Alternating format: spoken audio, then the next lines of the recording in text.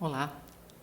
Em primeiro lugar, eu gostaria de agradecer os organizadores do evento pela oportunidade de participar de algo tão relevante para a medicina atual e parabenizá-los pela forma como o evento foi concebido, trazendo um apoio a organizações que ajudam crianças carentes com problemas cardíacos.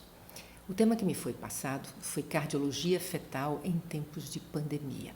Eu não tenho conflitos de interesse para falar sobre esse tema. Nós temos 15 minutos para abordá-lo. Eu acho que seria interessante a gente fazer uma divisão rápida, falar um pouquinho sobre cardiologia fetal na atualidade e depois abordar os riscos da Covid-19 para os fetos e a prática da cardiologia fetal nesse momento na pandemia. Cardiologia fetal tem quase 40 anos, né? Talvez até um pouquinho mais, dos primórdios da cardiologia fetal, e ela se modificou muito nos últimos anos. Agora, em 2019, foi publicada a primeira diretriz brasileira, seguindo-se a uma diretriz norte-americana que foi publicada em 2014, e nós pontuamos nessa diretriz o objetivo da cardiologia fetal, claro, é identificar, diagnosticar fetos com cardiopatia estrutural ou com alterações funcionais. Mais importante ainda, saber manuseá-los, orientá-los, aconselhar as gestantes, as famílias para aquela gestação e para as próximas e monitorar a evolução. De uma maneira geral, quando a gente fala em cardiologia fetal, a gente foca muito na cardiopatia estrutural, né? Então, a gente tem sempre aquela ideia do paciente que tem uma cardiopatia estrutural e, principalmente, essas cardiopatias estruturais e as mais severas. É muito importante, realmente, que a gente faça o diagnóstico adequado, porque o manuseio perinatal vai ser influenciado pelo diagnóstico dessas lesões. Mas não é só fazer o diagnóstico dessas cardiopatias que importa, desculpem o slide, a gente precisa também, no escopo da cardiologia fetal, lidar com as situações que afetam o coração fetal, mesmo na ausência de uma cardiopatia congênita estrutural. As arritmias são um desses grandes grupos, as miocardiopatias, ou miocardites, pericardiopatias, e nesse ponto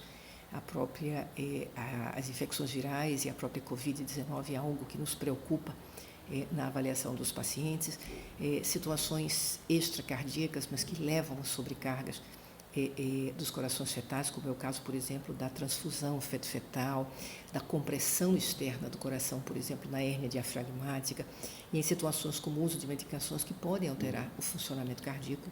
Muito do que a gente fala hoje é a própria constricção ductal e a importância de uso de medicamentos, de algumas dietas que podem levar a esse tipo de alteração e que podem necessitar de um tratamento, às vezes até de urgência, de uma intervenção. Então, o escopo da cardiologia fetal hoje é muito grande, né? A gente tem várias situações clínicas, a gente tem um arsenal diagnóstico muito grande, com o eco 3D, com todas essas novas modalidades, a gente tem um arsenal terapêutico que vem crescendo, com as intervenções intrauterinas, desde as intervenções iniciais das arritmias cardíacas, como as intervenções hoje já para o cateterismo intervencionista, nas alterações valvares. A gente tem a importância de monitorar essas gestações, monitorar uma mãe com lúpus, um feto que pode ter uma passagem dos anticorpos e desenvolver uma bradiarritmia, de monitorar tantas outras situações, como eu falei, aquelas externas, a hérnia, a transfusão feto-fetal, fazer o aconselhamento, discutir futuras gestações, tudo isso é muito importante. Mas para que o feto chegue ao cardiologista, a gente precisa rastreá-lo, a gente precisa da primeira fase. E o rastreio continua sendo um grande desafio na cardiologia fetal. Nós temos claramente os fatores de risco, que já são muito antigos, a maioria de vocês conhece bem. A gente tem fatores de riscos mais recentes, a importância no primeiro trimestre da TN aumentada, a importância crescente da reprodução assistida, mas são, sem dúvida, fatores de risco que estão bem estabelecidos na literatura e que indicam a realização de um eco fetal. Com certeza, a suspeita do ultrassom continua sendo um debate muito importante. Nós sabemos que uma boa parte das cardiopatias congênitas acontece em gestações de baixo risco, e o rastreio vem sendo um desafio há muitos anos. Infelizmente, a detecção ainda é baixa em muitos países, em muitos lugares, e por isso se gera o dilema de insistir na formação da ultrassonografia ou começar a disseminar o eco fetal universal. O eco fetal feito por um cardiologista, que normalmente é alguém que fez pediatria, depois fez cardiologia pediátrica, depois fez eco pediátrico, depois fez eco fetal, é um tempo de treinamento enorme. Nós sabemos que temos deficiências até nas áreas de pediatria, muito difícil que a gente possa suprir todos os locais com cardiologistas treinados. Então, nós que continuamos insistindo no rastreio, continuamos mostrando que isso pode ser realizado. Tem um trabalho recente, por exemplo, que foi feito no Reino Unido, onde eles mostraram o crescimento.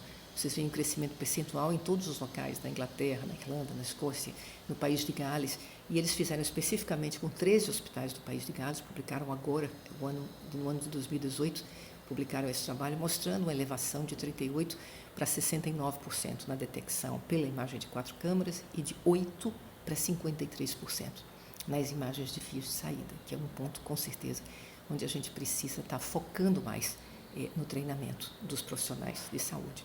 Então, esse rastreio, ele, como eu disse, continua sendo um dilema. Aqui no Brasil, por exemplo, um grupo de ultrassonografistas mais especializados, que agora trabalham mais com o ecofetal, que são os fetologistas, eles têm abarcado um pouco isso e têm feito uma triagem bem melhor, embora exista alguma confusão aí de se fazem ecofetal como um cardiologista, se fazem algum outro exame. Esses, eu acho que são detalhes de uma esfera até outra. Mas a importância é que esses profissionais têm lidado cada vez melhor com o feto e têm sido capazes de triar melhor os fetos com cardiopatia e encaminhá-los às equipes de cardiologia. Nós começamos aqui em Recife há muito tempo, acho que foi entre os anos 94 e 95, em 99 nós já havíamos publicado esse primeiro texto e eu continuo insistindo que é possível nós treinarmos os ultrassonografistas, até pelo que vimos de experiência prática ao longo desses anos, e atualmente nós temos inclusive novos modelos de treinamento, modelos mais práticos, e há vários anos, há mais de uma década, quase 2 décadas, a gente trabalha também com modelos de telemedicina, que de certa forma o momento atual tem inclusive nos ajudado, e nós estamos agora retomando o modelo da rede, o modelo de treinamento em rede, o modelo de supervisão à distância, que tem nos ajudado muito a treinar profissionais de saúde. Então, eu acho que nós devemos continuar na cardiologia fetal, desenvolvendo muito o campo da terapia, do monitoramento, mas não esquecer o papel fundamental do rastreio e não esquecer o papel fundamental dos colegas que fazem obstetrícia, ultrassonografia e medicina fetal no rastreio desses pacientes para centros de cardiologia fetal. Mas o que acontece nos tempos de hoje? Como é que a gente pratica cardiologia fetal num momento tão difícil? A gente tem que pensar em várias coisas, a gente tem que pensar nos riscos que a Covid pode trazer para o feto, a gente tem que pensar em como nós podemos nos organizar para atender essas pacientes. E vocês vejam que a informação em relação às infecções pelo SARS-CoV-2, elas mudam naturalmente, constantemente. É uma doença nova, complexa, está em evolução. Então, se nós observarmos, por exemplo, essa revisão sistemática que foi realizada há poucos mais de 3 meses, no dia 15 de abril ela foi publicada, naquele momento se concluía que não existia evidência de transmissão vertical do SARS-CoV-2. Hoje, apenas 3 meses depois, nós já sabemos que essa transmissão vertical ela existe. Esse novo trabalho publicado agora, em julho, já mostra que ela existe, considera que ela ainda é rara, considera que ela só é documentada, só foi até o momento documentada em gestantes no último trimestre, no 3º trimestre, mas numa revisão de 179 recém-nascidos de mães Covid positiva, 8 desses recém-nascidos testaram positivo e, evidentemente, afastados a possibilidade de transmissão extrauterina. 5 deles foram testados imediatamente após o parto com PCR positivo e 3 deles com IgM positiva. Então, a gente vê pelas novas revisões sistemáticas agora, 3 meses depois, como eu disse, que a gente já tem essa definição da transmissão vertical. 18 artigos agora, até o último mês, haviam sido publicados, repetem e até o momento se confirma só no 3º trimestre. Normalmente, a apresentação de febre, apresentação de tosse nas gestantes, certo? É que elas apresentam com a febre mais prolongada, com linfocitopenia, com PCR elevada, a quase totalidade fez parto cesáreo. 3 dessas gestantes precisaram de UTI, não houve óbitos no grupo avaliado dessas gestantes, das 108 gestantes, mas houve um óbito neonatal e houve um óbito fetal nesse grupo, que naturalmente preocupa, e os pesquisadores procuram excluir outras causas para realmente tentar atribuir essas alterações especificamente à Covid-19. Então, o que a gente tem hoje?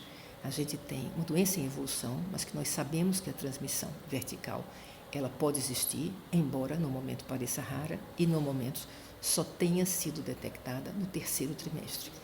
Mas vale a pena aqui a gente parar e se perguntar uma outra coisa muito importante, que é que repercussão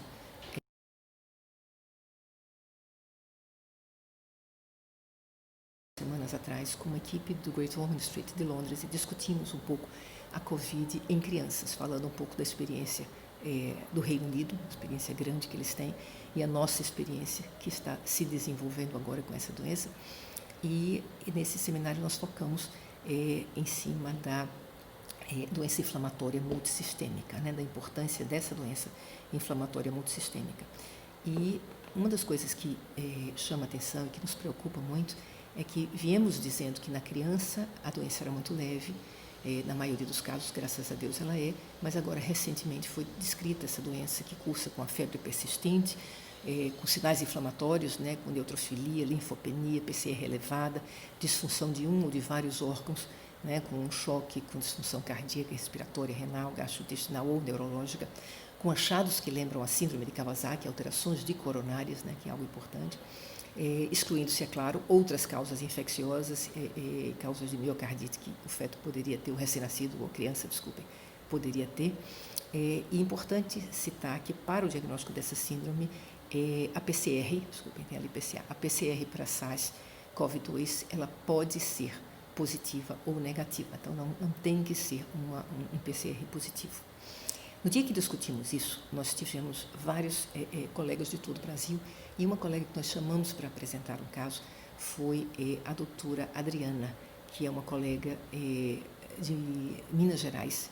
E a doutora Adriana trouxe um caso para nós de uma gestação a termo, onde a mãe percebeu redução dos movimentos fetais, já próximo do termo, foi realizada uma ultrassonografia que mostrou uma ausência de velocidades diastólicas na artéria umbilical. Por conta disso, o bebê foi submetido a um parto cesáreo, nasceu com 2,9 kg. Ele tinha as membranas amnióticas intactas no momento do parto, mas tinha líquido amniótico meconizado. Esse bebê necessitou de reanimação neonatal, foi entubado por 3 minutos, mostrava uma respiração irregular, mantinha uma frequência cardíaca acima de 100, mas teve uma saturação de oxigênio de 59.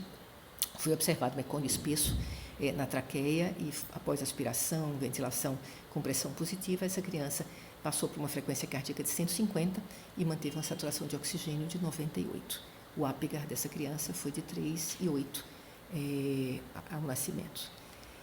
A criança cursou durante todo o período, após o nascimento, com hipertensão arterial importante. A criança tinha linfopenia, tinha plaquetopenia. Na UTI neonatal ele fez ampigenta, evidentemente pela sepse pressuposta pelo nascimento, foi feito o surfactante, foi feito óxido nítrico e milrinona para a hipertensão pulmonar da criança e foram feitos ecos de acompanhamento. Os 3 ecos iniciais dessa criança mostraram hipertensão arterial pulmonar, dilatação de câmaras direitas, disfunção do ventrículo direito, mostravam o canal arterial patente com um shunt bidirecional e mostravam coronárias normais. Aos 10 dias de vida, essa criança realizou mais um eco e nesse eco foi visto uma dilatação severa das artérias coronárias direita, esquerda, descendente anterior e circunflexa, com z-scores acima de 3. Isso é uma preocupação naturalmente muito grande que nós temos. E a criança tinha troponina elevada, tinha DHL elevada, PCR elevada, hipoxemia severa, a metahemoglobina foi elevada, apesar do uso do azul de metileno, a criança evoluiu para óbito. E os autores, os médicos que atenderam a criança, que agora estão nos mostrando esse trabalho, excluíram causas virais como a herpes, o parvovírus, o citomegalovírus, incluíram com os exames de sangue, o LCR, infecção bacteriana, excluíram anticorpos para lúpus, o que nos deixa realmente com uma preocupação grande, que é a preocupação da possibilidade não apenas da transmissão vertical, mas ainda da síndrome inflamatória. O Brasil está iniciando esse registro, espero que vocês já conheçam e que façam parte para que a gente saiba mais sobre a doença. Mas ela é complexa, ela é recente, a gente tem novas evidências a cada dia, muitas questões a responder. A transmissão vertical existe, a gente não sabe exatamente quando, como e quanto o feto poderá ser afetado, e fica ainda a preocupação de quando examinar essas gestantes, pelo risco para a gestante, para o serviço, para os profissionais de saúde. nós temos visto, de uma maneira geral, a gente tem procurado ver após o término do quadro, após as 15 semanas de isolamento, mas tudo isso são informações que a gente vem aprendendo a cada dia. Eu vou colocar para vocês uma mensagem final de agradecimento, nós só tínhamos 15 minutos, do Círculo do Coração, e é uma mensagem que nos lembra que, apesar de toda a dificuldade, isso tudo vai passar. E, se Deus quiser, em breve, nós teremos o controle dessa difícil condição de saúde. Vamos celebrar a vida do